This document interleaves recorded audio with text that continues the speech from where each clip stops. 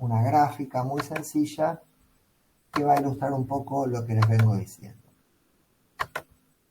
Desregulación financiera, esto es ingreso de capitales al país sin ningún tipo de control por parte del Estado. Como verán, ese gobierno que se extendió entre el año 76 y el año 83 va a tomar una enorme cantidad de deuda externa, va a realmente producir un salto en el endeudamiento público como una política deliberada que va a habilitar y a permitir una enorme transferencia de recursos desde el sector público hacia el sector privado, hacia esos grandes grupos económicos que les mencionara hace unos minutos. La política de especulación financiera lo que va a permitir es básica y fundamentalmente utilizar al Estado como caja de financiamiento para la fuga de capitales al exterior y para la formación de activos de capitales en el exterior. Esto es, el Estado tomando deuda, el Estado hipotecando el futuro de todos los argentinos y las argentinas de allí en adelante, y ese dinero, producto del endeudamiento público y del endeudamiento privado que va a pasar a ser endeudamiento público allá por el año 1982, permite el enriquecimiento de grupos económicos privados y la dependencia de la economía nacional. Les voy a mostrar otra gráfica ahora mismo que tiene que ver con la evolución del salario en Argentina. A ver, la pueden ver, allí la están viendo. Esta es básicamente la participación del sector, se corrió, la participación del sector asalariado en la renta nacional. No sé si llegan a ver los años abajo, ¿se ven? El eje horizontal. Bueno, el pico que está hacia el pico, no es un pico, el pozo, digamos, que está hacia el medio de la gráfica, corresponde al año 1977, en el cual la participación obrera en la renta nacional osciló, de acuerdo a las distintas interpretaciones, entre el 30 y el 25% de la riqueza nacional. Sobre el final de la gráfica tienen el final del mandato de Cristina Fernández, que marca el mayor nivel de recuperación de la participación asalariada en la renta nacional, y al comienzo de la gráfica, allí donde dice sobre el 50%, es el final del primer peronismo, año 1954. El pozo que hay en el medio es la dictadura, ¿no?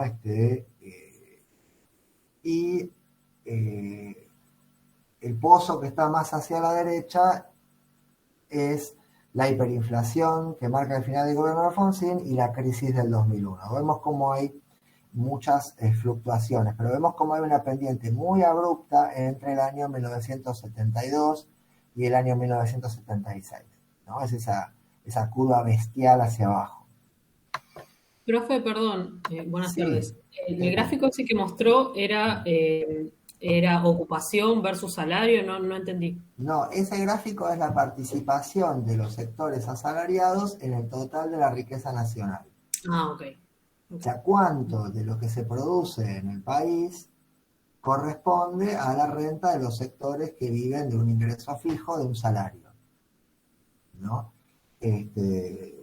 Como vemos, se llegó, yo digo se llegó porque formó parte de esos sectores en definitiva, se llegó a una participación de la renta del sector asalariado en varias ocasiones superior al 50% de la renta nacional, y en el caso de esta dictadura que estamos comenzando a ver hoy, ese ingreso llegó a oscilar, de acuerdo a las distintas interpretaciones o estadísticas, en alrededor de un 30%. O sea, es una afectación del ingreso salarial brutal, y que solo pudo realizarse justamente a partir del terrorismo de Estado, ¿no? Digo, hay un congelamiento salarial y hay un crecimiento de los precios, de las tarifas, etcétera. Más adelante vamos a hablar de la inflación también.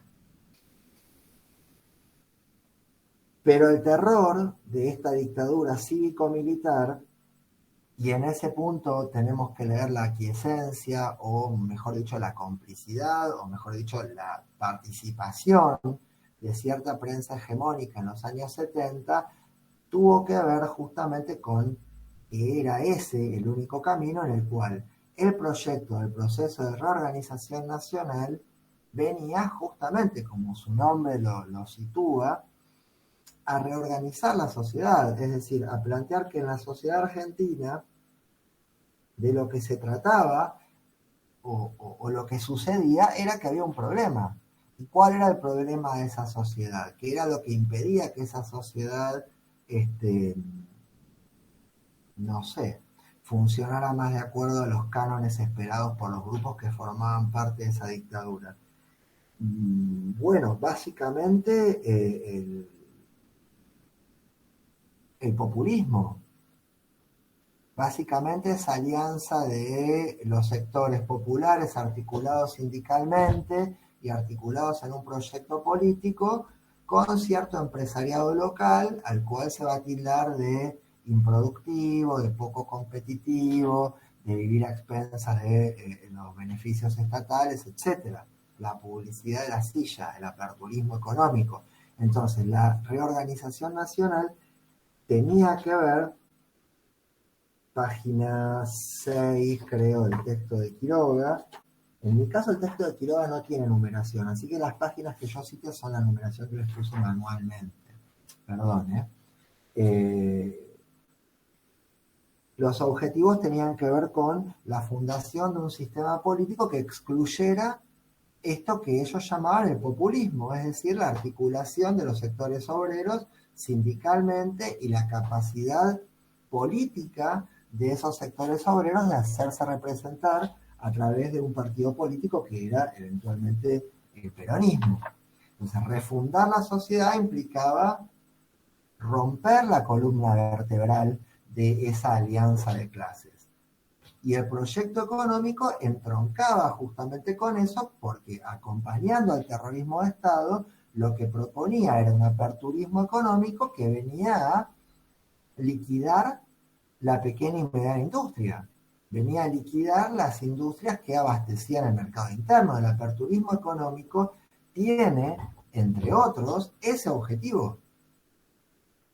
Que los sectores vinculados a la industria de producción local, a la industria mercado internista, a esa industria que había sido protegida por el peronismo, pero también por los subsiguientes gobiernos, desprotegerla, ponerla a competir contra precios de industrias extranjeras, ustedes se pueden imaginar,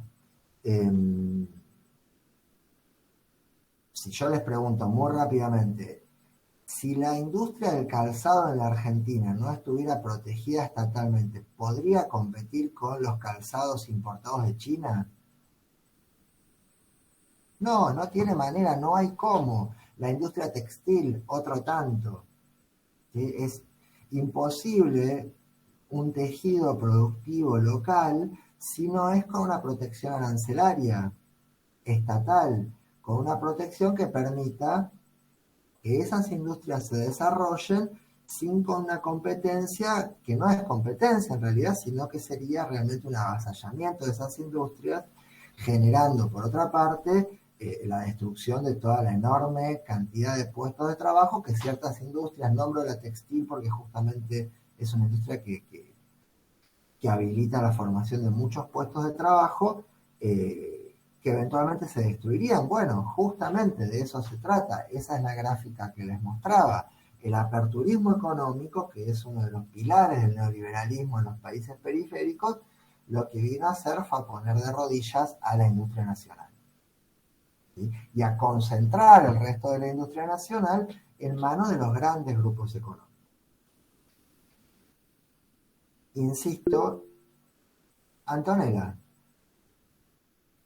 Hola, profe. Bueno, hola a todos y a todas.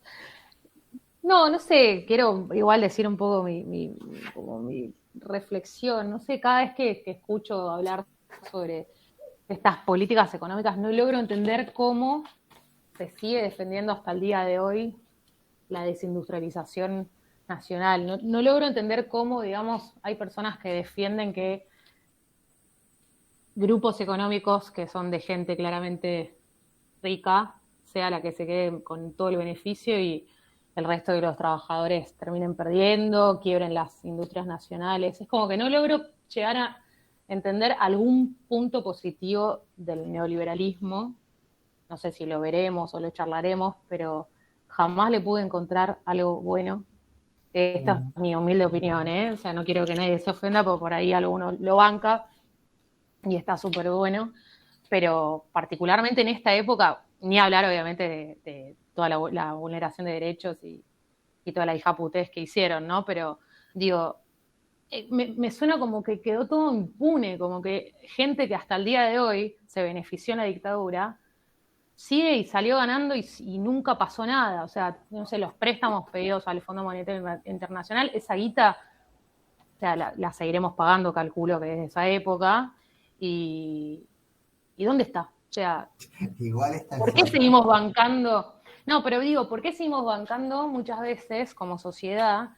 Es como que somos boludos, yo creo que a veces somos boludos, no quiero que se ofenda a ninguno, pero digo, seguimos bancando gente que se quedó con guita a cuestas de una industria nacional hecha mierda, con gente que se quedó sin laburo, no le encuentro la lógica. Nada, quería como preguntar un poco eso, si hay algún punto positivo.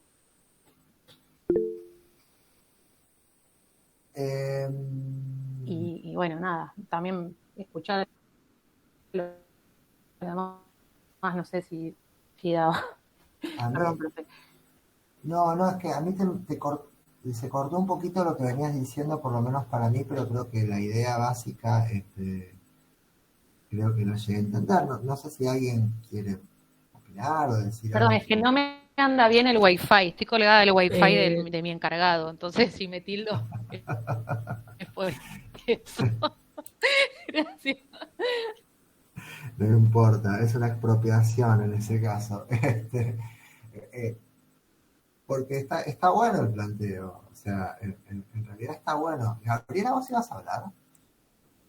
Sí, porque me quedé pensando, ¿se acuerda que la vez pasada yo le mencioné algo de que como que este plan había fracasado, pero quizás Anto lo dijo, expresó mejor lo que yo quise decirlo otra vez? Es como que, en definitiva, ¿a quién puede beneficiar esto? Porque te puede beneficiar, obviamente, sí, me vas a decir, sí, boluda, lo va a beneficiar a los grandes grupos económicos, el trabajador se jode, ya lo sé, pero en definitiva llega un momento que es tal el nivel de pobreza que en algún momento va a explotar. Entonces, o sea, ¿cuál es la inteligencia de este plan? Es que no se sostenga en el tiempo, porque en algún momento se va a desbalancear tanto que se va a dar vuelta.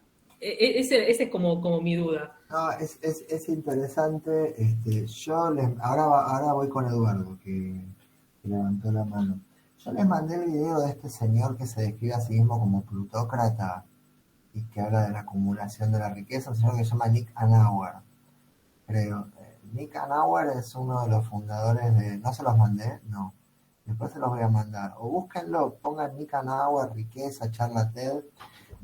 Creo que este hombre es uno de los fundadores, no quiero equivocarme, pero es uno de los fundadores de PayPal y de posiblemente Microsoft. Él es de la ciudad de Seattle y es un multimillonario. Él se define a sí mismo como un plutócrata.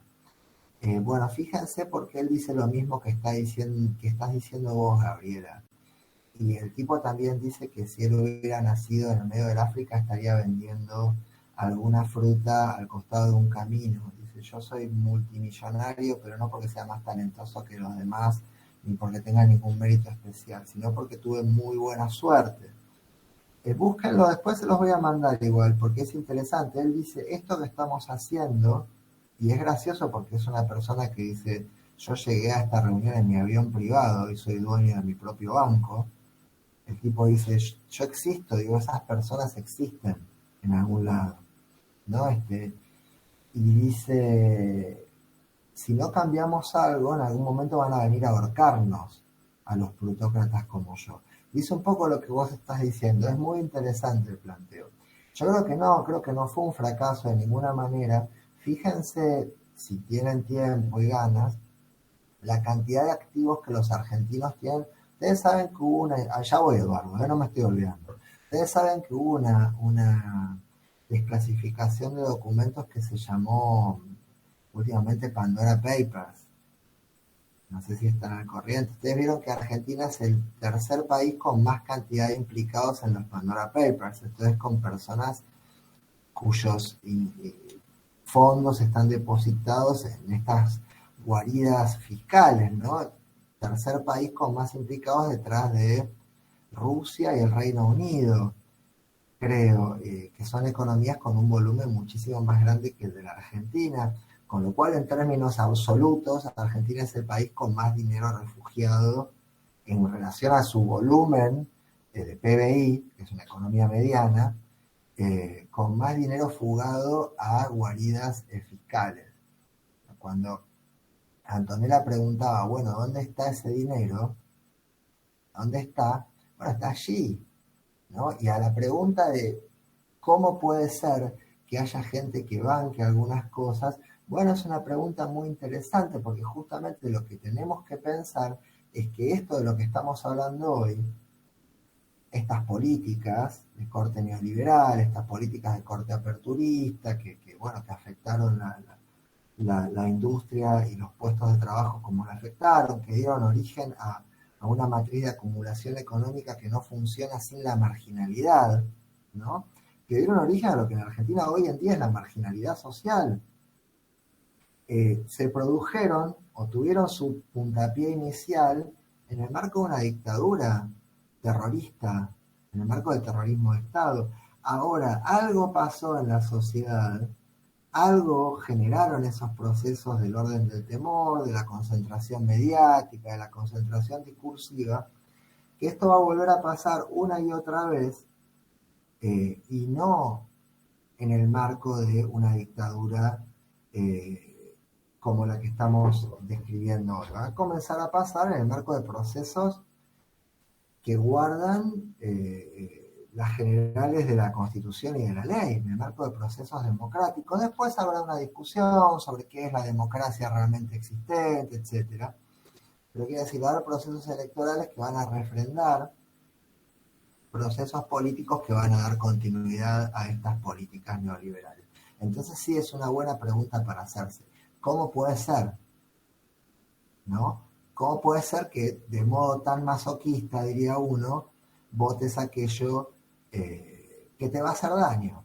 Pero bueno, ya iremos llegando a eso. Igual nada, esto es para compartirlo con ustedes. No sé si yo puedo decirles alguna cosa muy iluminante o muy reveladora en ese sentido, más de la que podamos compartir y que creo que más o menos podamos ir conversando acá. ¿Sí, Eduardo?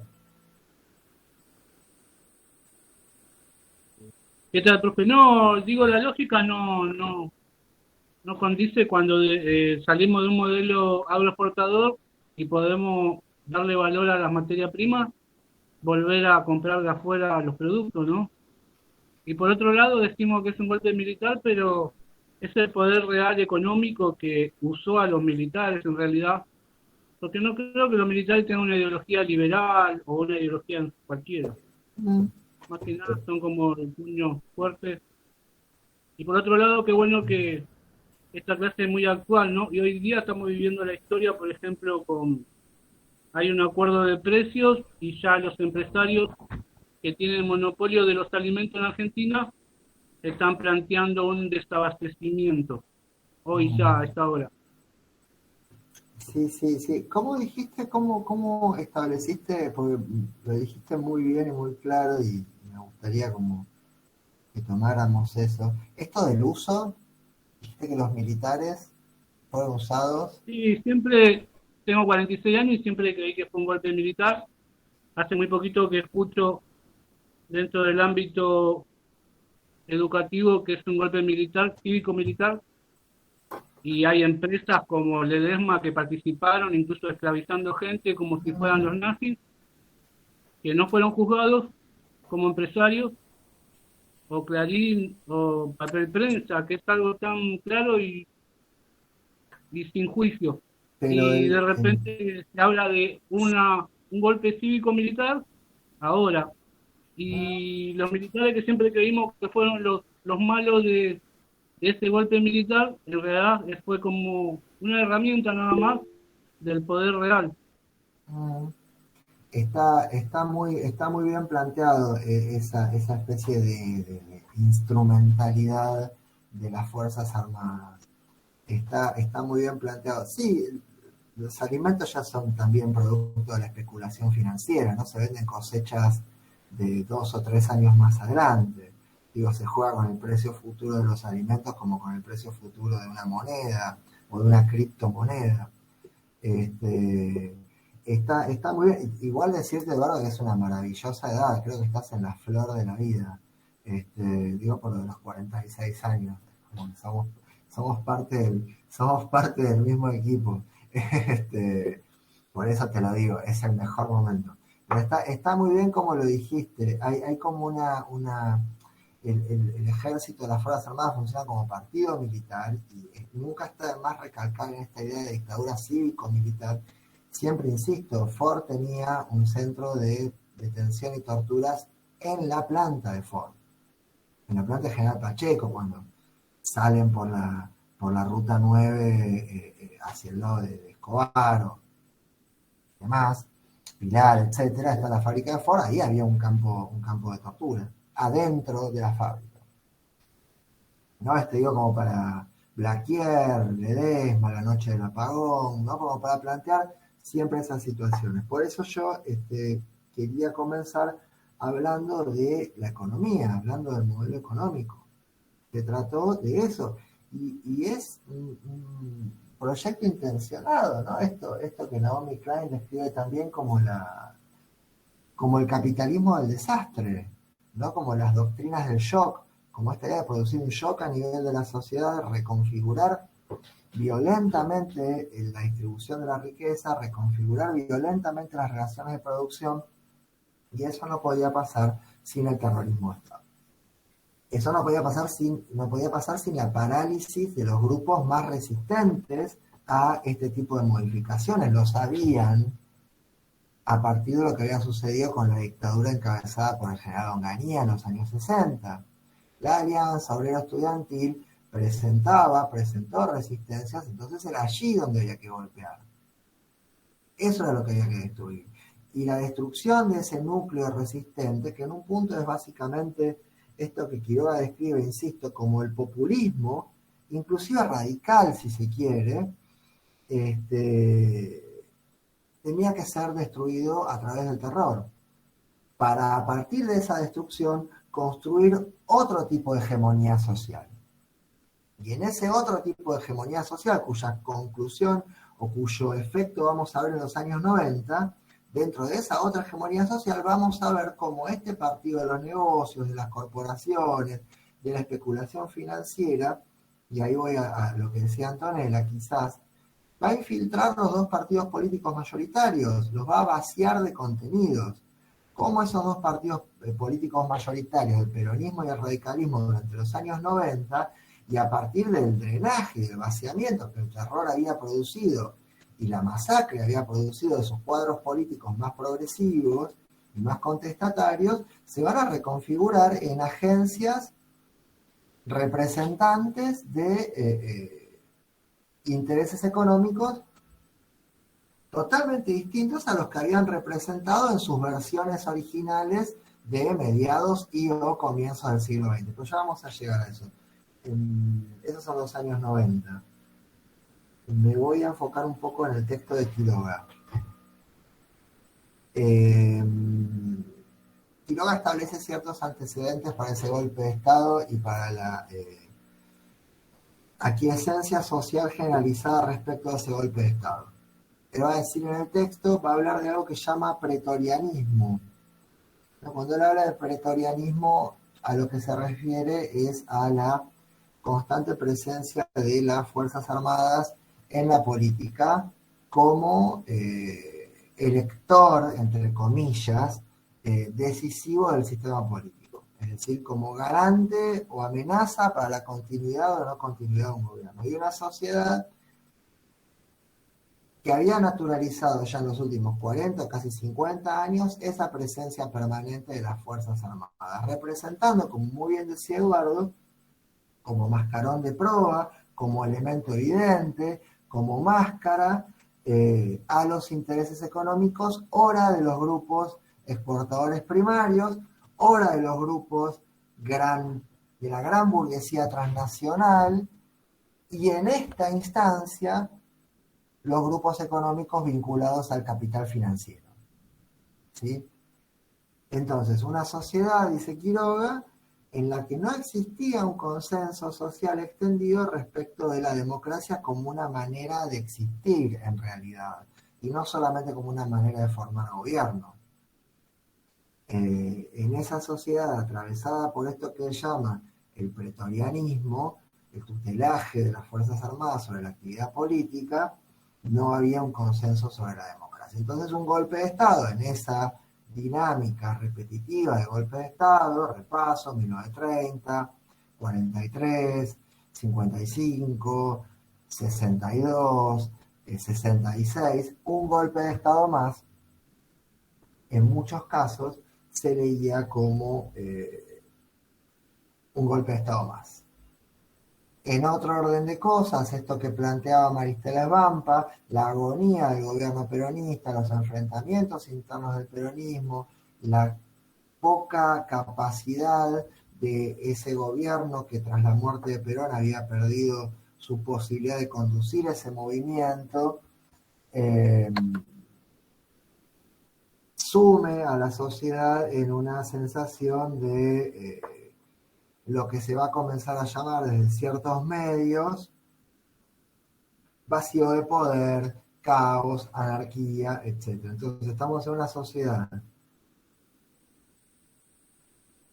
para la cual la democracia no era un valor central y a la cual el estado de descomposición del gobierno peronista más las intervenciones mediáticas vinculadas a los diarios Clarín, La Prensa, La Nación, etcétera, sumen en una sensación de vacío, de anarquía. La politización de las Fuerzas Armadas la lleva a intervenir, como decía Eduardo, a favor de ciertos intereses económicos. Se produce ese golpe de Estado, que aparece a ojos de vastos sectores sociales como un golpe de Estado más en una larga secuencia de golpes de Estado. Lo cierto es que esta nueva dominación autoritaria se va a proponer una refundación de la sociedad. ¿Sí? Una refundación de la sociedad que va a pasar a... Esperen que... Denme un segundo, ya vuelvo.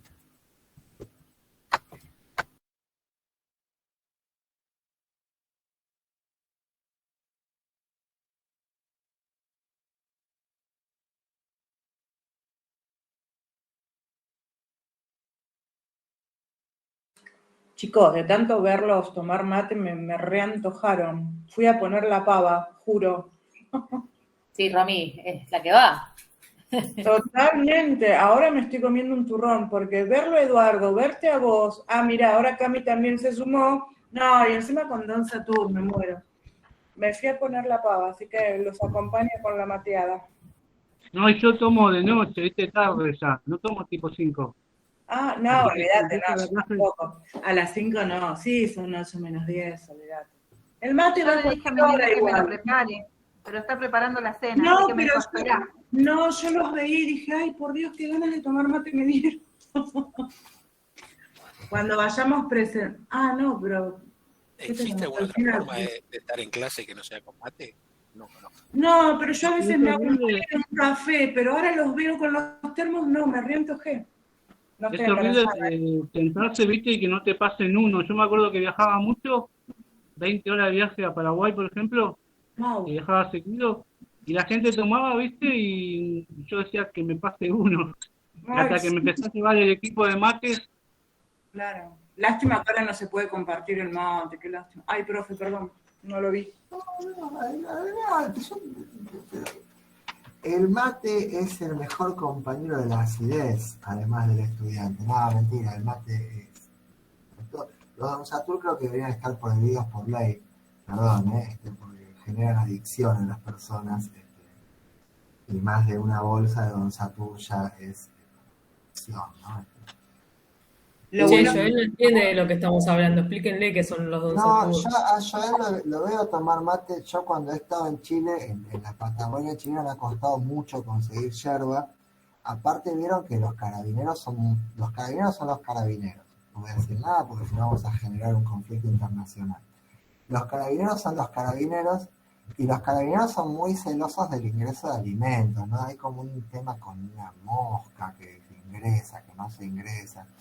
Una vez ahí en el paso que está, bueno, en uno de los pasos sacaron el asiento del auto, abrieron la tapa del motor que se llama capó, todo, no sé, pensaban que llevaba ahí, qué sé yo, qué cosa, llevaban unas bombas para realizar un atentado, o que, bueno, formaba parte del RAM, o de lo que fuera.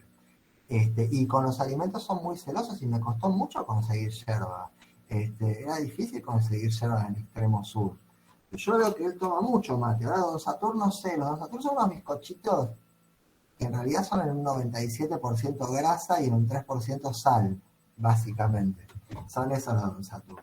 Muy nutritivo, sobre Ahí todo. están los Don Satur. No, carecen completamente de nutrientes. O sea, no tienen nada nutritivo. Es todo hidrato de carbono, grasa y sal, pero te ponen un Don Satur así es como que... Pero son puro placer, profe, que es lo importante. Exactamente. Y además son baratos. Eso es lo más importante de todo. Es Es lo único que queda de menos de 100 pesos acá. Yo creo que indudablemente son el mejor bizcochito de grasa. Perdón, porque yo sé que hay gente que desarrolla como con los alfajores ahí un tipo de identificación muy fuerte y alguien puede saltar y decir los 9 de oro son mejores, por ejemplo. Pero bueno, sí, no sé, la gente se identifica Si mucho. alguien piensa que los 9 de oro son mejores, que son muy ricos, Sí. está perfecto que coma los 9 de oro que yo me como los Don Satur. Pensé que ibas a decir, no puede estar en este curso. No, Que por se favor. retire, por favor. No, No, por favor. alguien anotó los Jorgitos, debajo de los Jorgitos sí tienen que estar prohibidos. Los Jorgitos Sí, tienen que estar eso sí es. Eso es dañino. Eso es dañino Ajá, para el sí, organismo. sí, no, mejor. Y lo que tiene que estar prohibido también son esos bizcochos agridulces que sacaron en una época. Eso para mí lo voy a decir abiertamente. Esos bizcochos agridulces son una boludez. Es como un problema de identidad, como un bizcocho agridulce. Es como un alfajor marca Tita. ¿Vieron las titas?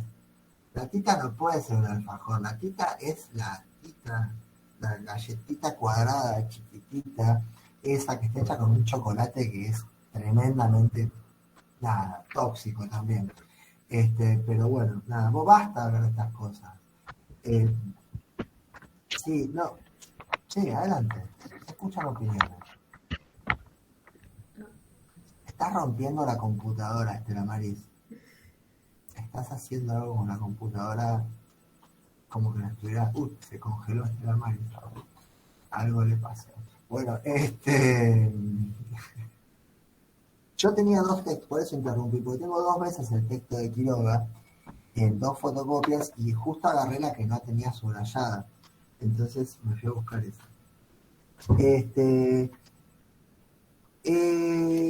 Entonces él viene trabajando sobre esto que se llama pretorianismo, terrorismo de Estado, transformaciones en la economía, que esos son los objetivos primarios. Siempre retengan ese punto 5 de la carta de Rodolfo Walsh, ¿sí? En las transformaciones económicas se encuentra la motivación y el fundamento de todo lo que él describe antes.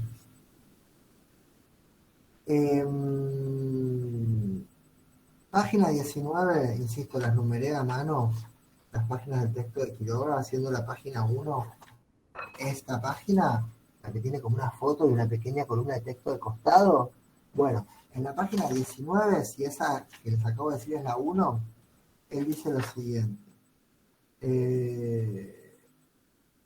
Transformaciones en la economía. Sitúa las transformaciones en la economía. Y las transformaciones en la economía básicamente tienen que ver con la apertura económica, con la reforma financiera y con la especulación económica. Esto que se va a llamar economía imaginaria. Ustedes piensen, lo voy a decir muy bestialmente, voy a poner el caso de Máxima para que ustedes, no de Máxima, la princesa de Holanda, cuyo padre era secretario de Agricultura durante este proceso de reorganización nacional, sino les voy a poner un ejemplo de Máxima como extremo, como para que se vea de qué se trata. Imaginen lo siguiente, yo tengo una empresa constructora. El Estado dictatorial decide construir unas autopistas. ¿Me siguen? En la ciudad de Buenos Aires. La CEDRAGO estaba sobre la traza de una de esas autopistas que, por ejemplo, hubiera corrido sobre la calle Holmberg, Donado, el Boulevard Goyeneche, lo que son las salidas hacia el norte, el ingreso hacia esa autopista que nos lleva a la fábrica de Ford, que después esa no se hizo, pero otra sí se hizo. Entonces yo tengo una empresa constructora y el Estado de la dictadura licita esa enorme obra que es una autopista. Entonces yo digo, sí, yo ofrezco, cotizo, por tanto dinero hago esta autopista. Como es una obra de una magnitud enorme, me endeudo en el exterior. Me endeudo en dólares. Mi empresa, que es la empresa constructora docentes de la UBA.com, se endeuda en dólares en el exterior y comienza a producir la obra. Llegado el punto y llegado el momento, declara que eventualmente no puede devolver los dólares con los cuales se había endeudado para producir esa obra. Por otro lado, está cobrando del Estado lo que el Estado le está pagando por los avances de obra. ¿Sí? Entonces, llegado un momento dado, año 1982 en Argentina, el Estado argentino se hace cargo del pago de esa deuda al exterior. El Estado no solo paga por la obra, sino que se hace cargo de la deuda de la empresa privada. Con otro agravante, si se puede pensar que hay otro agravante, que puede ser, por ejemplo, el siguiente. Yo, que soy el dueño de la empresa constructora, también tengo un banco. ¿Sí? Con lo cual, no solo soy dueño de una empresa constructora, sino también soy dueño de un banco. Le pido plata a mi propio banco que a la vez se endeuda con el exterior. Con lo cual el Estado puede llegar a tener que cubrir dos deudas, no solamente la de la empresa constructora, sino también la del banco. ¿Ustedes qué pueden llegar a decir? No, señores, señor docente, eso no puede ser. Eso no puede haber pasado. Bueno, sí, eso puede haber pasado. Eso pudo pasar. Eso pasó. Pasó, insisto, en el marco de un gobierno dictatorial. Un gobierno en el cual no se podía protestar contra estas cosas. Y pasó siendo ejecutado por personajes que van a reaparecer en democracia en los años 90. Por ejemplo, Domingo Felipe Cavallo, para ser ministro de 2 presidentes democráticos en la década de los 90. ¿Cuál es el fenómeno crucial de todo esto entonces? Uno de los fenómenos cruciales es la deuda externa, el endeudamiento externo, porque toda esta transferencia de recursos, toda esta acumulación de recursos por parte de esto que se va a llamar la patria contratista, esto es los contratistas del Estado,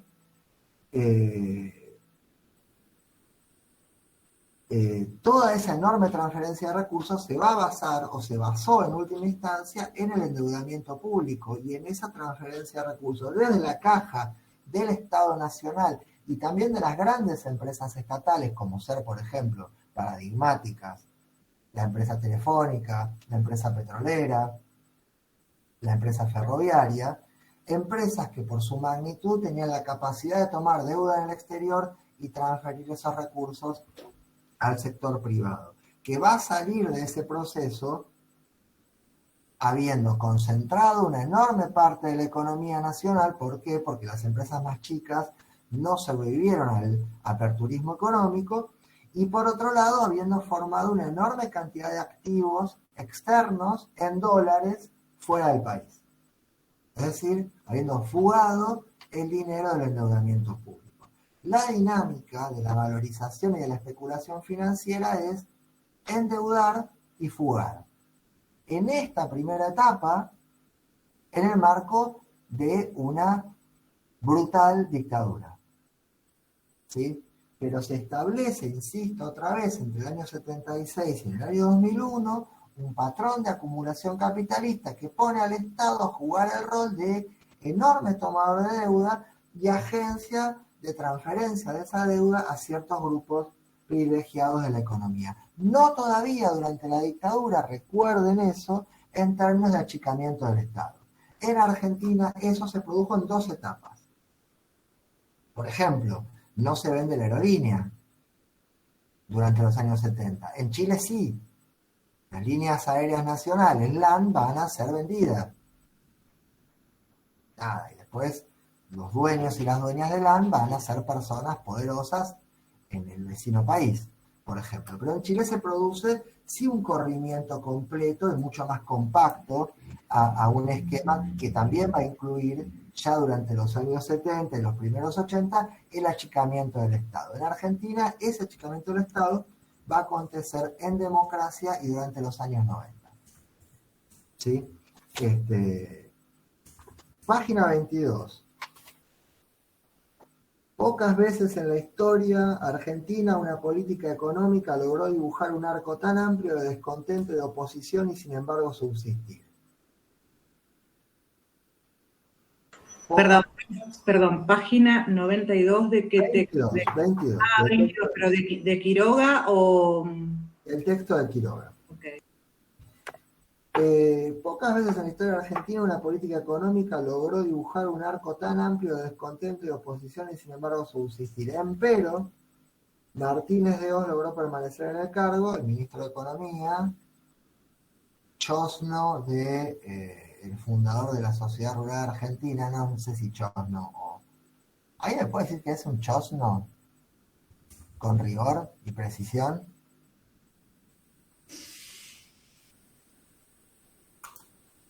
No saben que es un chosno. Bueno. Acá estamos todos googleando, profe, espere. Sí, con Z, creo que es con Z. Busquen chosno y se van a ir con una palabra nueva. Yo creo que Martínez de Oz, ministro de Economía, era chosno del Martínez de Oz que fundó la Sociedad Rural. Me sale hijo del tataranieto de una persona. Ahí me perdí. Por eso, es el chosno. No me da. Es como son un montón. Yo lo que les quería decir es que este Martínez de Oz se llamaba igual que uno de los fundadores de la Sociedad Rural, allá por los años 1860 y pico. Digo, como para que veamos la continuidad, la consistencia de ciertas oligarquías en el ejercicio de los gobiernos y los proyectos económicos antipopulares, ¿no? Y de paso, decirles la palabra chosno, que demuestra una enorme ilustración de mi parte, pero que aparte es una palabra excelente. Sos el chosno. Así que bueno, este chosno se mantuvo en el cargo, dice Quiroga, a pesar de las crecientes embestidas, porque como decía Eduardo, había un sector del ejército que no era liberal. Había un sector del ejército que era un sector nacionalista, que no quería promover un endeudamiento de esa naturaleza.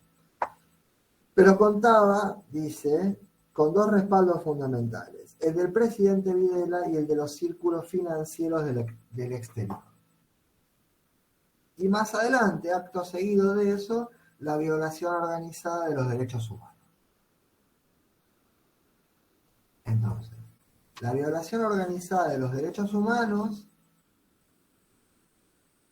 el silencio casi generalizado de las instituciones de la sociedad civil, el silencio estruendoso de la Iglesia Católica en lo que era su jerarquía, ¿no? La curia más caracterizada. Todo esa complicidad con la violación sistemática de los derechos humanos tuvo un objetivo fundamental que pasó por básica y fundamentalmente modificar las relaciones sociales, modificar las relaciones de producción y garantizarse la concentración de los recursos económicos de una sociedad y terminar con la resistencia a esa concentración. Es decir, de alguna manera, salir un poco de eso que habíamos planteado como un empate hegemónico en la sociedad argentina entre los años 55 y 76. Una sociedad donde ningún grupo, ningún actor económico, ni la gran burguesía transnacional, ni los sectores agroexportadores lograban imponer un proyecto económico ni disciplinar a los sectores obreros organizados, herencia del peronismo y más adelante a esa juventud también movilizada. Entonces de lo que se trata es de, o de lo que se trataba, era de reconfigurar esa sociedad. Y acá hay algo muy importante que tiene que ver con esto que plantea Quiroga en la página 26, y que tiene que ver con esta idea estructural y estructurante de que no hay represión que funcione acabadamente. Insisto, es una idea freudiana que proviene de otro campo, proviene del campo del psicoanálisis, pero que nos sirve también para situar que ninguna represión es acabada, ninguna represión es lograda, definitivamente. Y lo que plantea Quiroga es que, a ver, voy a citar, página 25 a pie de página. Un silencio casi generalizado fue la respuesta de la sociedad argentina al momento más duro de la represión que transcurrió entre los años 76 y 78. Los dirigentes moderados de la oposición, quienes colaboraban también, podría agregar uno, habían aceptado por un tiempo que suponían no sería muy prolongado el silencio y la exclusión política. Una actitud similar fue asumida por la cúpula de la Iglesia Católica y por la dirigencia sindical tradicional. No fueron entonces los partidos políticos, los sindicatos tradicionales, ¿no? Decía antes, la Iglesia Católica ni los medios de comunicación los que comenzaron a poner límites a los abusos de poder. Punto. Cito. El rol opositor fue asumido fundamentalmente por los organismos de derechos humanos, quienes se constituyeron en la cara viviente de las transgresiones al silencio impuesto por la dictadura militar. La lucha por la defensa de los derechos humanos interpeló los fundamentos del orden autoritario y permitió montar un nuevo escenario que organizó una relación diferente entre derechos humanos y política, ¿no? Y fundamentalmente allí, Madres de Plaza de Mayo, ¿no? Entonces, lo que aparece como expresión que desafiando la represión lleva los límites de la denuncia a cierto umbral a partir del cual se comienza a escuchar esa denuncia y que actúa de hecho como una oposición, son los organismos de derechos humanos. Y eso a mí me parece muy importante situarlo, junto con esta visita también de la Comisión Interamericana de los Derechos Humanos que mencionaba quizás Romina la clase pasada, ¿no? Que tiene que ver con el cambio de presidente en Estados Unidos de Norteamérica y con cómo esas denuncias comienzan a permear en la opinión pública internacional y llevan a un presidente demócrata a tomar algún tipo de intervención sobre, por lo menos permitir que se investigara algo. Bueno, allí esta visita de la Comisión Interamericana que recibe denuncias de familiares y que pone de manifiesto también, y que resulta muy comprometedora para cierta clase media urbana argentina, en términos de afrontarla con, no quiero usar palabras muy violentas ni muy taxativas, me gusta la palabra aquiescencia, que confrontan a ciertos sectores urbanos con la aquiescencia que venían teniendo respecto de lo que hacía la dictadura, ¿no? Dice Quiroga en la página 27, de tal manera, y esto es muy interesante en términos psicológicos, si se quiere plantearlo así, ¿no? Para otro nivel de análisis, ¿no? el odio que se proyecta a veces de parte de ciertos sectores medios respecto de los organismos de derechos humanos, tiene que ver también un poco con haber sido esos organismos los que no solamente denunciaban a la dictadura, sino denunciaban el silencio de vastos sectores de las clases medias que hacían unos esfuerzos ridículos por no ver lo que estaba pasando, ¿no? Dice Quiroga. Sí, Martín, adelante. Perdón, a mí hay algo o sea, me queda claro quizás los intereses que defendían, me queda claro quizás muchos porqués. Lo que a mí me sigo sin entender es por qué tuvieron tanta hazaña, por qué tanto odio, porque claramente no los estoy defendiendo de ninguna manera, ¿no? Pero digo, bueno, a ver, me pongo 5 segundos en los zapatos de ellos. Quieren cambiar las cosas porque no les gusta cómo están y quieren que, ¿cómo se llama? Ser como, bueno, quizás como títeres de un poder financiero y bueno, toman el poder por la fuerza y dicen, a partir de ahora las cosas son de esta otra manera. Listo. Total, es cuestionable, obviamente, pero bueno. Ahora, ¿por qué todo lo otro? ¿Para qué? ¿Para qué el robo de bebés? ¿Para qué las torturas? ¿Para qué la desaparición de la gente? Si eventualmente teniendo vos el control del Estado y de las fuerzas del Estado, podrías eventualmente decir, che, yo considero que estas personas son delincuentes, los detengo, los meto presos, pero ¿por qué tanta hazaña? ¿Por qué tanto odio que no se reflejan supuestamente en los objetivos que tenían? No sé, es algo que todavía no me cerró y creo que nunca me va a cerrar. ¿Alguien quiere decir algo sobre esto? Kimei, sí. Profe, eso que dice Martín acerca de que tuvieron la opción de, como por así decirlo, hacerlos pasar por delincuentes, se puede observar claramente en la película de La Noche de los Lápices, cuando liberan al último chico y lo hacen pasar por preso 4 años, que fue cuando supuestamente aparece. Sí. El tema es interesante. Hay una opción por el terror. Yo estoy buscando este libro de Naomi Klein, donde ella hace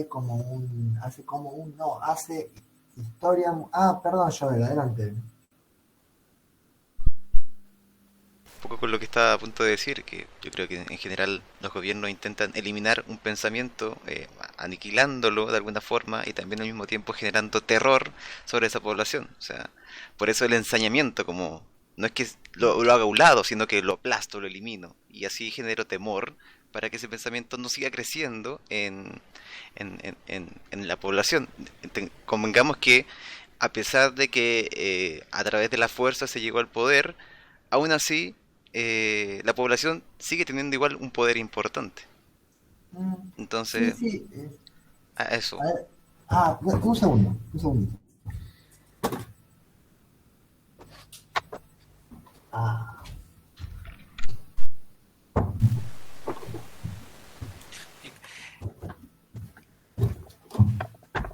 Creo que, ahora le digo al profe, pero creo que mi pregunta iba más a... Perdón, entiendo creo que entiendo todo ese tema que decís vos, del tema del terror. Lo que creo es que existen muchas maneras que tienen los gobiernos para demostrar autoridad, ¿no? Y para decir, si esto quiero que sea de esta forma, entonces acá tengo el zapato de plomo y yo soy la autoridad y a mí me respetan y hagan lo que yo digo, que uno puede estar en contra, pero no sé, por eso me parece extremo la hazaña, ¿no? y la violencia generada. Perdón, ¿puedo dar mi punto de vista? Y después Kimei, por favor, que creo que bueno, no, creo que Kimei estaba primero, perdón. No, como quieran, a mí igual. No, se ve que quedó del anterior. Habla tranquilo, no hay problema. Dale. No, que a ver si, respondiendo a lo de Martín, quizás, creo que el plan sistemático de ellos era exterminar, de cierta manera, por ahí uso términos que no corresponden, pero para describirlo como lo entiendo yo. Ellos querían exterminar con esa, digamos, clase política llamada o socialismo o populismo, que iba en contra de los intereses de ellos. Entonces la querían aniquilar, porque el que obviamente leyó un poco de esa historia, eran perseguidos, todos los que pensaban distintos, perseguían a todo el mundo. Conozco casos de que se metían abajo de la cama, no podías tener la foto de Perón, o sea, si te encontraban con algo. Y el tema de arrebatarte los hijos era justamente para que tus hijos no sigan con ese ideal, ¿entendés? Era o dárselos a familias militares de un poder adquisitivo mucho más elevado y hacerlos a imagen y semejanza. Eso es lo que yo entendí de todo lo poco que pude llegar a leer de lo que pasó. El aprender a los chicos, llevarlos a otros países o dárselos a las familias de los militares. Era para que no se siga, ¿entendés?, con ese idealismo político, creo. No sé si me explico. Sí, que eventualmente habrían asociado con algún tipo de genética. Igual yo creo que la pregunta de Martín se sostiene y está muy bien. Yo recomiendo lecturas, porque obviamente otra cosa no puedo hacer. Les recomiendo que lean este libro, de verdad. Cómprenlo y ténganlo, que es Las doctrinas del shock, el auge del capitalismo al desastre, de Naomi Klein. Léanlo, particularmente los dos capítulos. Hay un capítulo que se llama Tabla Rasa. En Tabla Rasa habla de... Tabla Rasa empieza con un epígrafe, que es una cita de Daniel Fegerstein, que es un sociólogo argentino, y el capítulo se llama Tabla Rasa, el terror cumple su función. ¿No? Digo, ella sitúa muy claramente una función del terror. El terror tiene una función. Y la cita de Daniel Fegerstein es: el exterminio en Argentina no es espontáneo, no es casual, no es irracional. Es la destrucción sistemática de una parte sustancial del grupo nacional argentino con la intención de transformar dicho grupo, de redefinir su forma de ser, sus relaciones sociales, su destino y su futuro.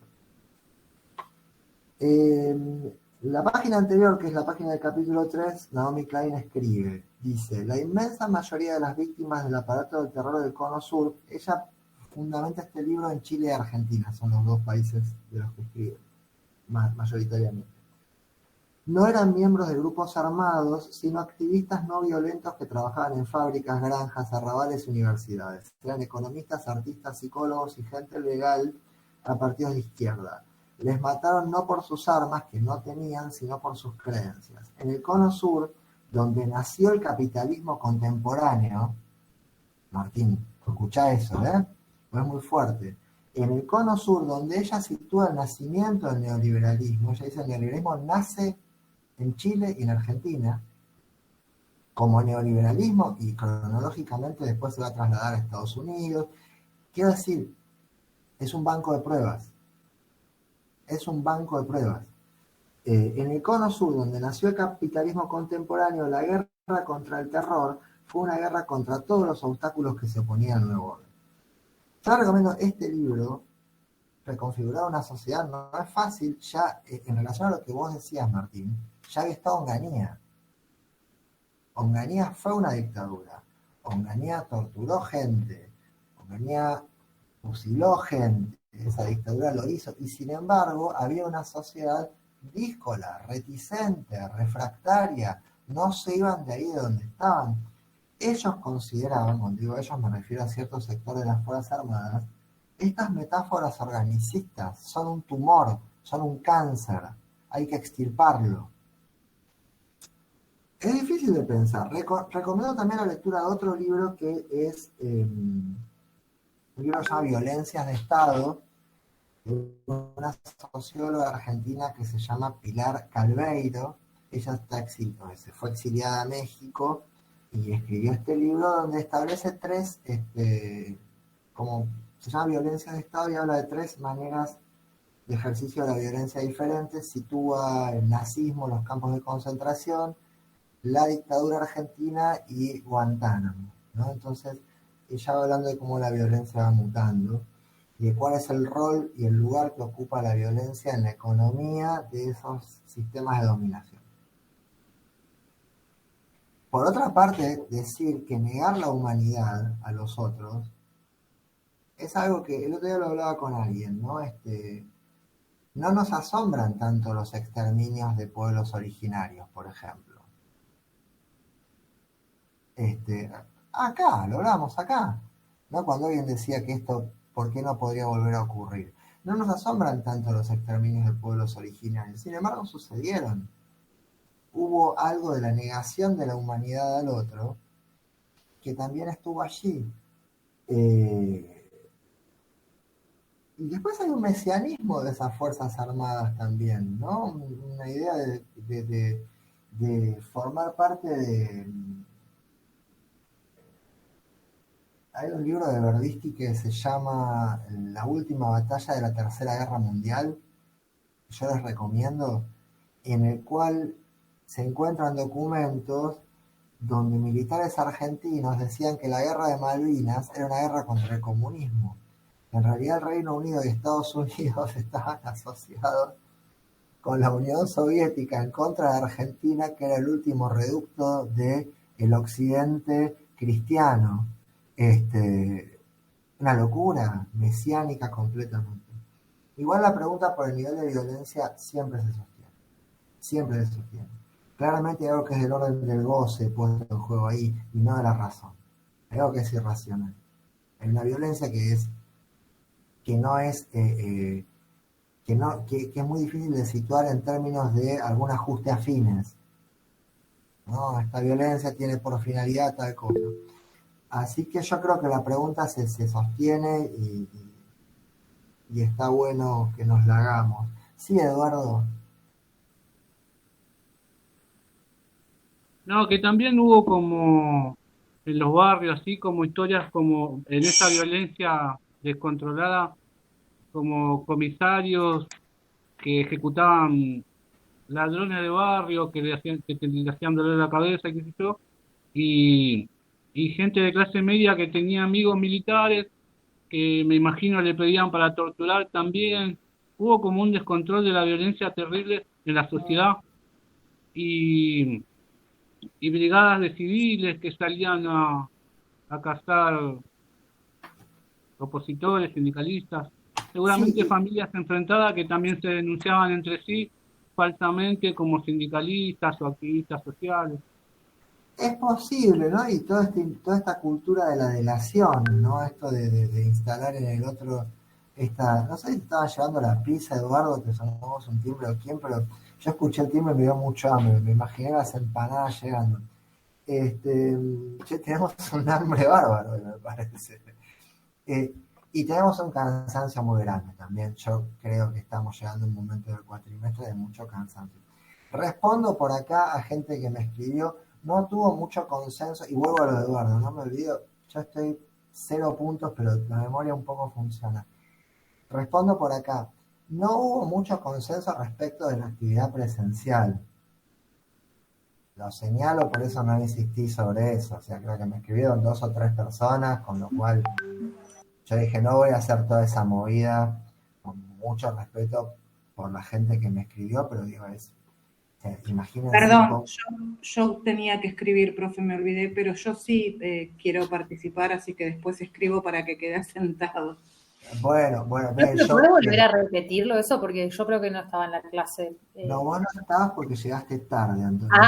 Así vale. Que entonces yo no creo que pueda repetirlo. Esperen, 2 cosas. Esperen. Ahí yo me organizo. A lo que decía Eduardo. Es verdad lo que decís, Eduardo, pero no tenemos que caer nunca por la pendiente de pensar que esto de lo que se trató fue de los excesos mesiánicos de un grupo de locos. ¿sí? Esto fue un plan sistemático. La violencia ocupó un rol central para modificar una sociedad, así como en aquello que se llamó la Organización Nacional. Ustedes recordarán la historia argentina, cuál es el proceso canónico de Organización Nacional, lo que pasa a partir de 1860, las presidencias de Mitre, Sarmiento, Avellaneda, etc. Digo, ahí también hubo un exterminio.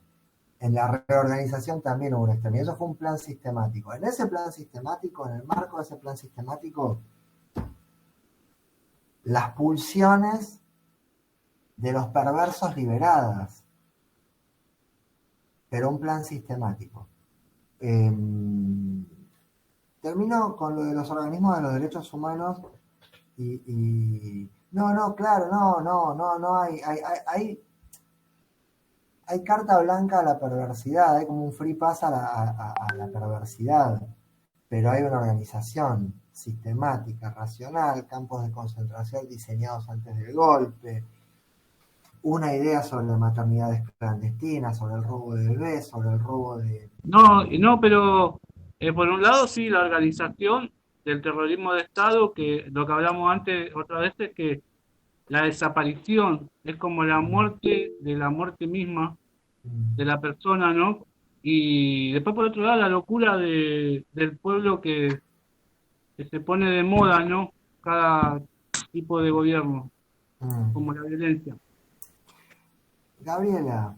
Y cómo eso después, una vez vuelta a la democracia, siguió todavía repercutiendo en la sociedad. O sea, yo tengo conocidos, o sea, que estaban por tener familia, no sé, en el 85, en el 86, y así todo, o sea, seguía como ese temor en algunos sectores de, bueno, pueden volver los militares en cualquier momento, o sea, como que los primeros años de la vuelta a la democracia fueron, o sea, era tal el terror que era como que no estaba del todo afianzada esa democracia. Los primeros años de la vuelta a la democracia había dictadura en Chile, había dictadura en Paraguay. Estaba a la vuelta de la esquina, digamos. En los primeros meses, estaba en la casa al lado, en los primeros meses de la democracia había dictadura en Brasil, había levantamientos militares contra el presidente Alfonsín, ya lo vamos a ver.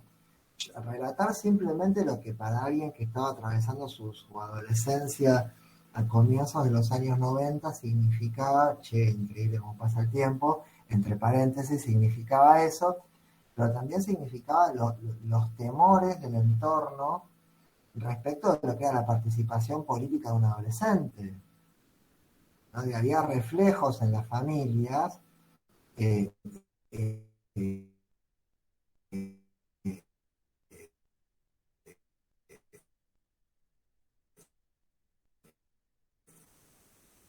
dan el tema, ¿no? Hay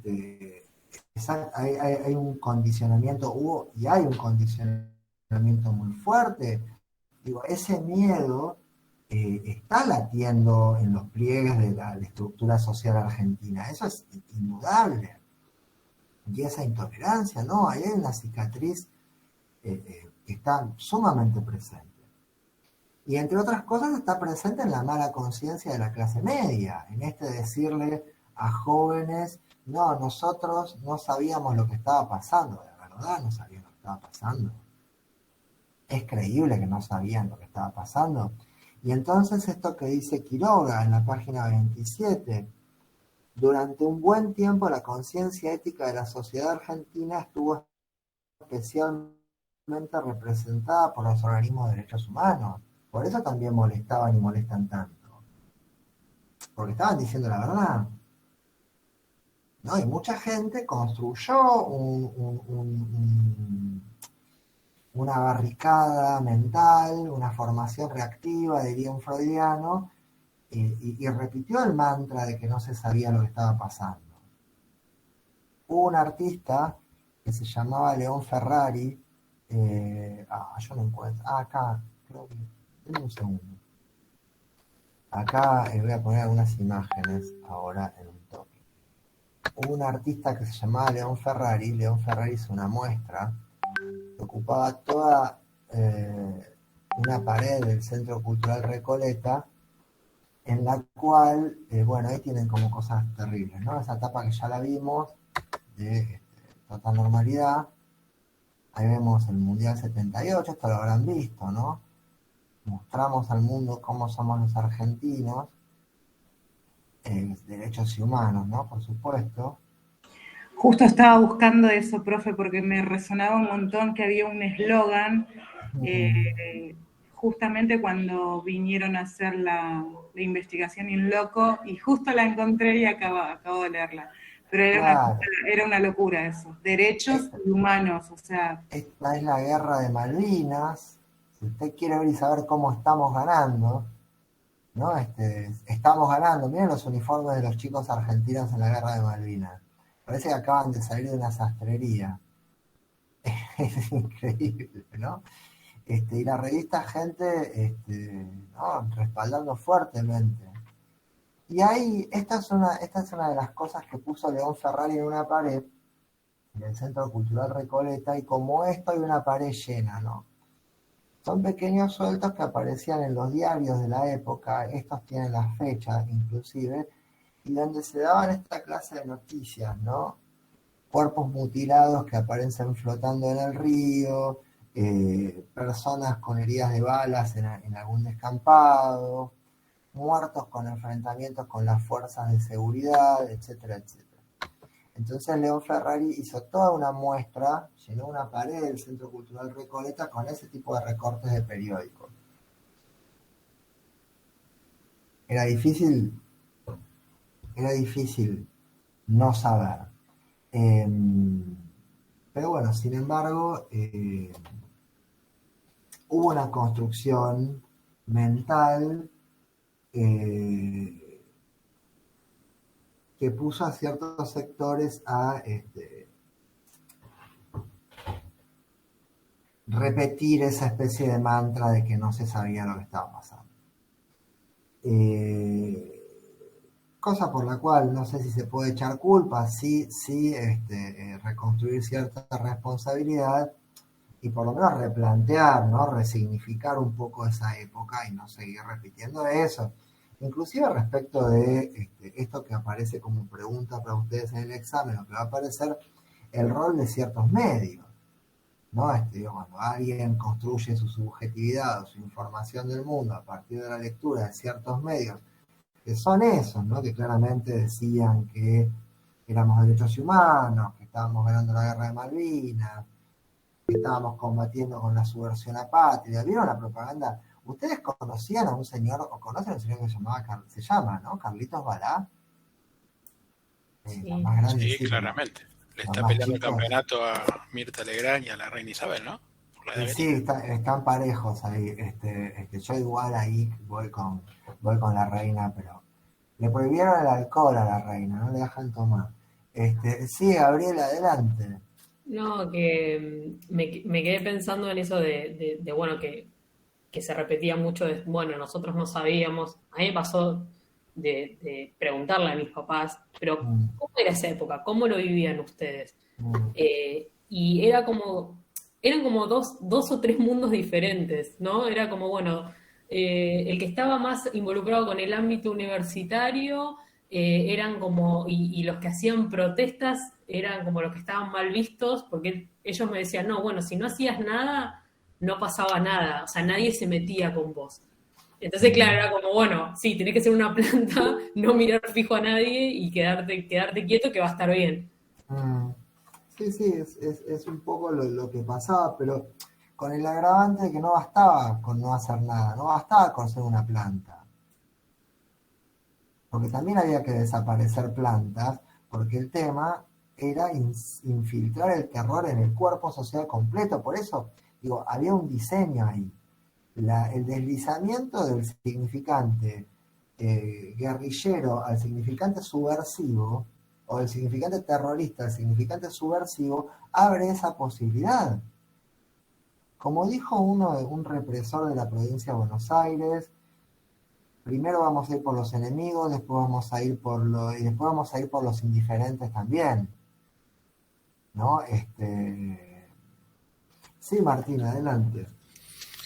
No, muy cortito. Con este tema del supuesto, hay gente que decía que nada sabía.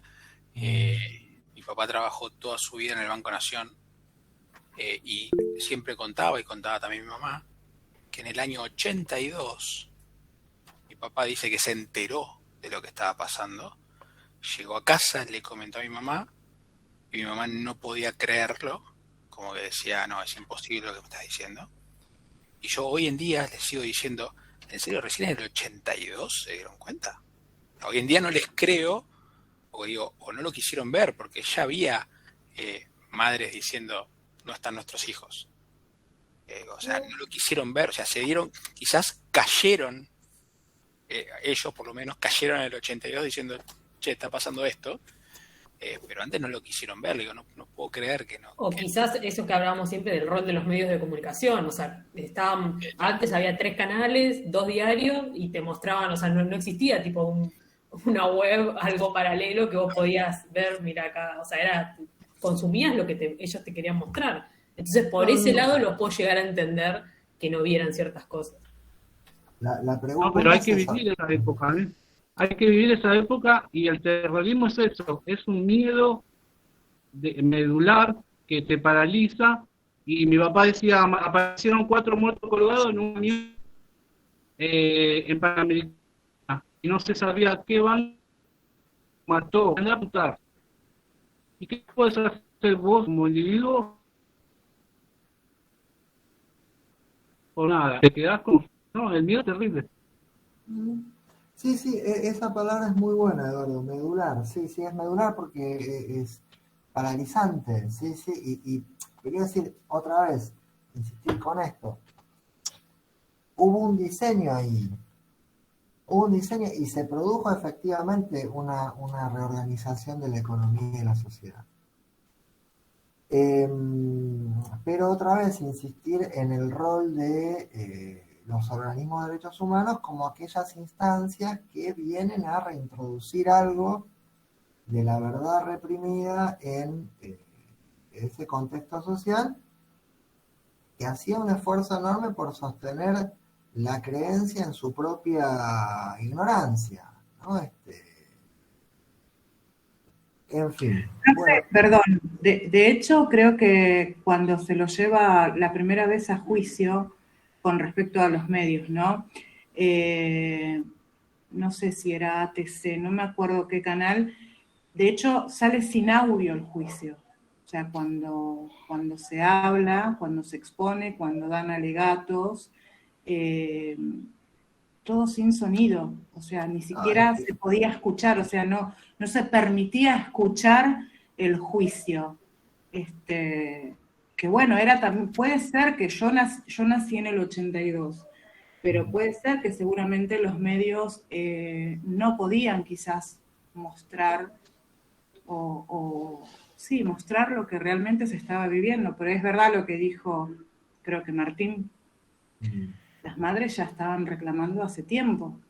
Sí, ya de hecho había un premio Nobel para un argentino, un premio Nobel de la Paz por las denuncias. Pero todo eso caía, a lo que decía Romina, me parece que es muy interesante, es que los medios, por ejemplo, por decir lo que hoy sería la televisión pública, los medios, los periodistas de los medios, en gran parte seguían siendo los que habían sido durante la dictadura.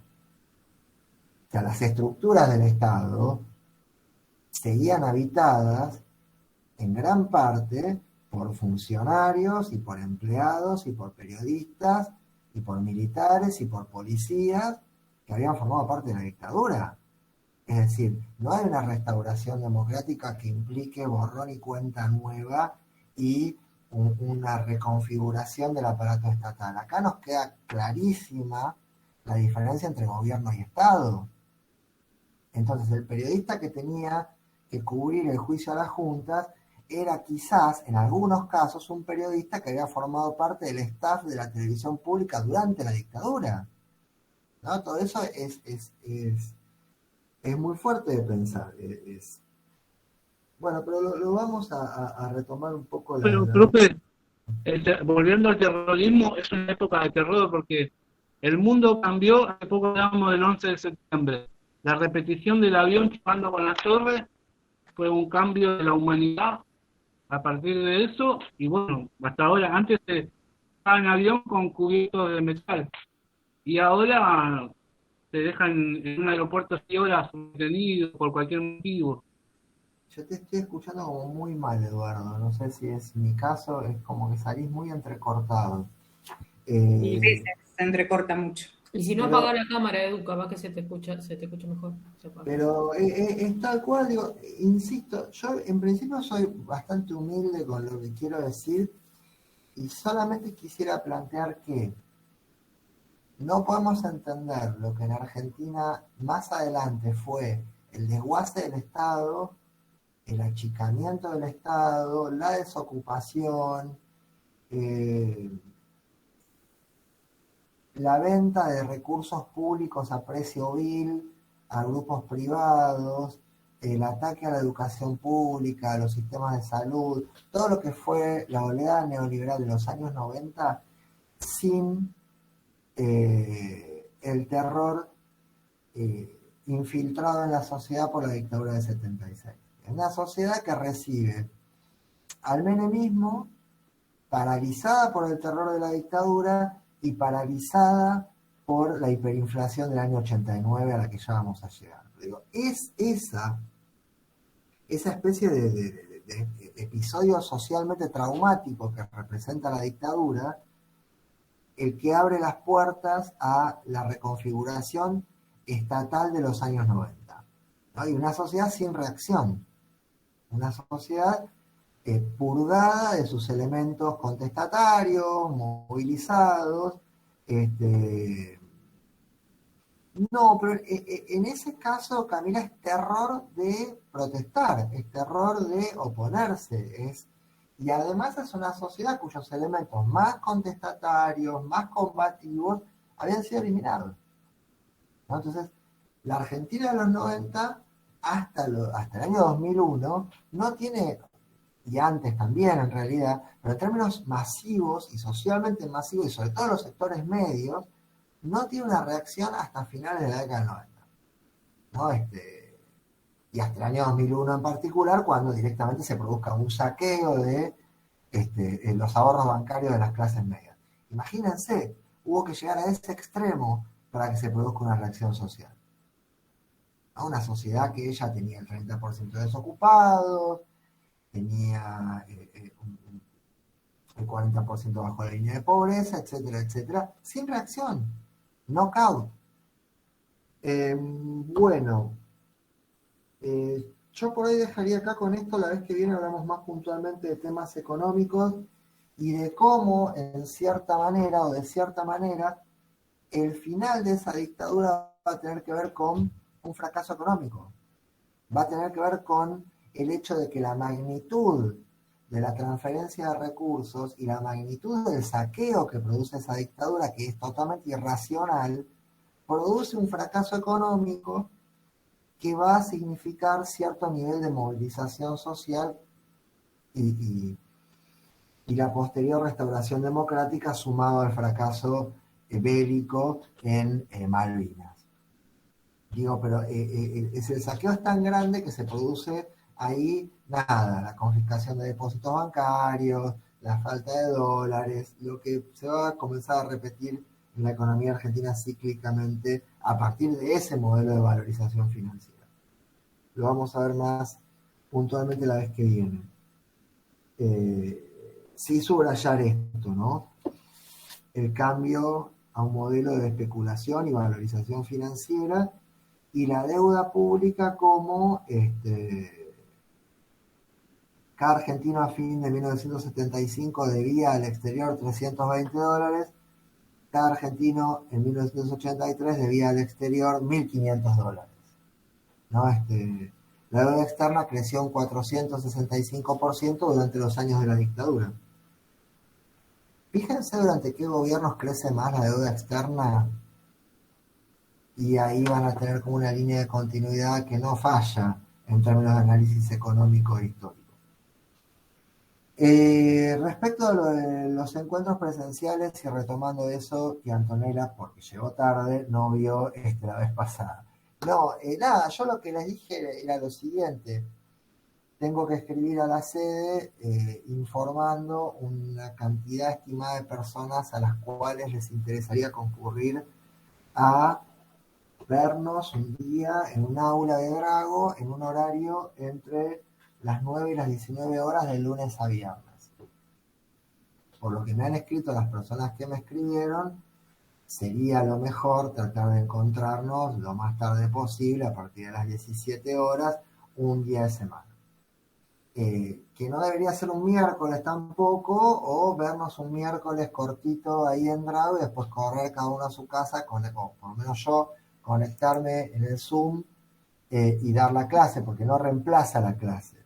Vamos todos a un bar, profe, y en una sola computadora nos unimos ahí. No, basta con las informalidades, Persano, plazas, bares, esta es la universidad pública. Yo le estoy dando una solución práctica a este conflicto y me está reprimiendo. No puede ser. Yo agarro la bicicleta y me voy a uno de los lugares en los cuales les he impartido estos bonitos cursos. Sábado después de clases en un bar, pero que no tiene nada que ver con una clase, puede ser. Pero bueno, entonces la idea sería esa, que me escriban, pero yo pensaba, por lo menos deberíamos ser 15 personas o 10 personas.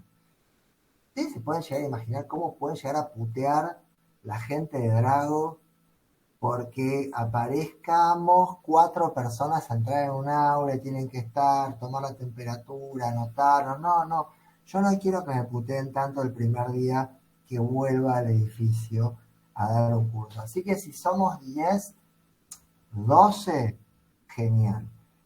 Quienes estén interesados, escriban. Hay gente que ya escribió. Cuando juntemos esa cantidad de gente, yo les puedo escribir. Los exámenes Joel siguen siendo presenciales hasta nuevo aviso y o rebrote.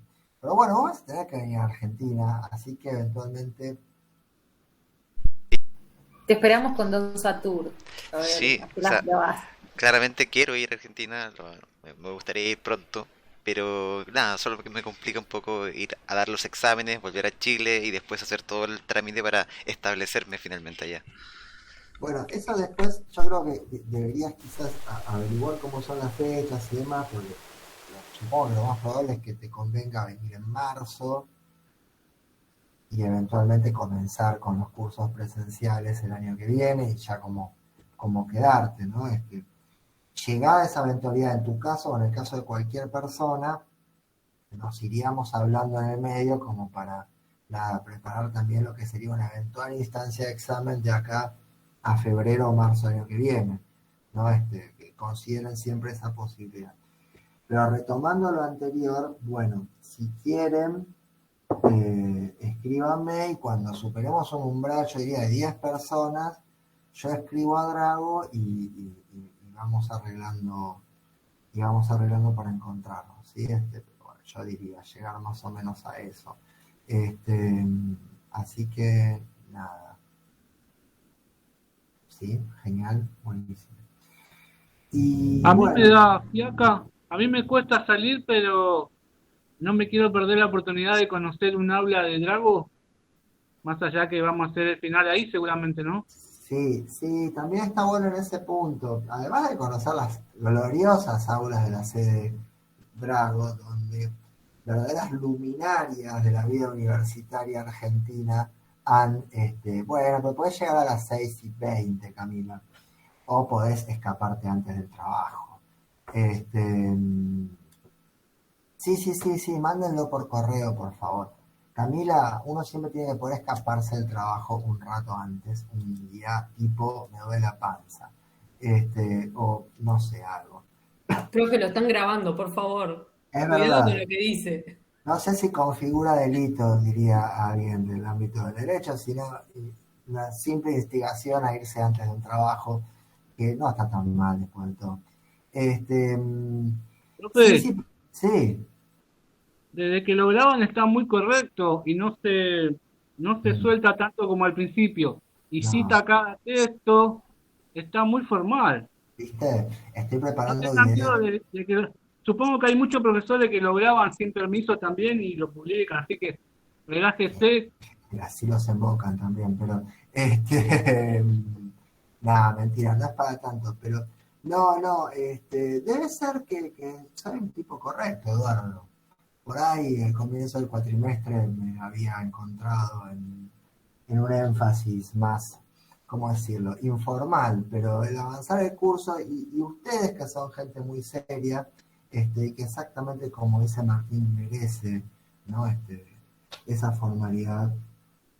Pero no, más allá, y yendo a lo que decías, además de eso, está bueno también que conozcan la sede, que conozcan un poco el lugar, el espacio. Creo yo que en la medida de lo posible también está bueno que no por ahí, pum, caigan el día del final así, ¿no? Que nos pongan un horario 8:30 de la mañana, y plus, que sería terrible por la hora, y pum, caer así ese día. Por ahí ir un día antes tenga cierta cosa así de, ¿cómo decirlo?, de sensibilización sistemática, dirían los viejos conductistas que deben tener que leer en psicología. Profe, perdón, una consulta con respecto a Cami, ¿no? Que tiene, bueno, igual creo que la mayoría de razones laborales, pero podrían pedir, digamos, el día que les corresponde por estudio, por ejemplo. Claro, pero para dar un examen sí, pero para ir a una clase no te dan el día. Pero, por ejemplo, el profe no podría hacer una constancia. El profe háganos un certificado de examen. Ustedes me piden que habite la informalidad. Claro, porque permanentemente. Llegamos a los 10. Me piden que vaya por la banquina todo el tiempo. Termina lo que dejo romper. No, eventualmente no, ahora que lo dicen y ahora que lo pienso, ¿saben que tengo que preguntar eso? Porque Claro, no, como los trabajos prácticos, o sea, nosotros no tuvimos parciales en esta materia, tuvimos trabajos prácticos, nos extienden certificados o sea, yo me pedía estudio para otras materias, pero en el campus me daban el certificado en el momento que rendía. Capaz que acá, como es pero una modalidad, está muy bien, es buena pregunta, no es la informalidad, sino comprender adecuadamente y acabadamente los alcances de la ley y las zonas grises por donde se puede transitar también. Buen provecho. Quiero decir, quizás se pueda pedir a Drago la extensión de un certificado de estudio claro, por una jornada. Sí, ¿por qué no? Comparando, por ejemplo, con otras materias que se extiende el certificado, que es para ese día se toma el parcial, pero como nosotros hacemos trabajos que son domiciliarios, o sea, es como que hay tiempo, uno se puede manejar sus horarios. Está bien. Yo eso lo voy a averiguar y está bueno. Es una ayuda para los chicos con respecto al trabajo, si les habilitan al día. También le estamos poniendo presión a la buena de Camila, que por ahí ni tiene ganas de ir, ¿entendés? Y dice, no, yo salgo del trabajo a las 6. Se te acabaron las excusas. ¿Entendés? Decir, no, flaca, pero mirá que te dan un certificado, ¿ok? Listo. Así que no, yo igual lo del certificado lo voy a averiguar porque está buena la pregunta y la verdad que no se me había ocurrido y se los comento el sábado, pero mientras tanto, sea esa la circunstancia u otra, si les interesa, escríbanme. Así yo lo voy hablando con la gente de nuevo. Igual está buena la observación y lo voy a averiguar también para la semana que viene o para cuando lo hagamos, para informarles también en general si esa chance existe. Así que bueno, el sábado que viene seguimos con este tema, con el texto de Quiroga, y traten de ir leyéndolo, sobre todo mucho bastante esta parte que habla de las transformaciones en la economía, el rol de los partidos humanos, de los derechos de los organismos de derechos humanos. En la página 6 tienen esta idea de aperturismo, de finanzas, lo vamos a ver también, y el rol de los medios, que lo tienen rápidamente en la página 3. Lo pueden buscar allí, van a tener una pregunta sobre eso, ok, lo dije. Así que enfaticen en esas cuestiones, la economía, el rol de los medios, de las entidades de la sociedad civil y de los organismos de derechos humanos como factor que viene a ser la primera oposición política a esta dictadura. Si no hay más preguntas, su señoría, nos vemos el sábado. Buen provecho para todos y lindo semana y hasta el sábado. Chao, profe, gracias por todo. Gracias.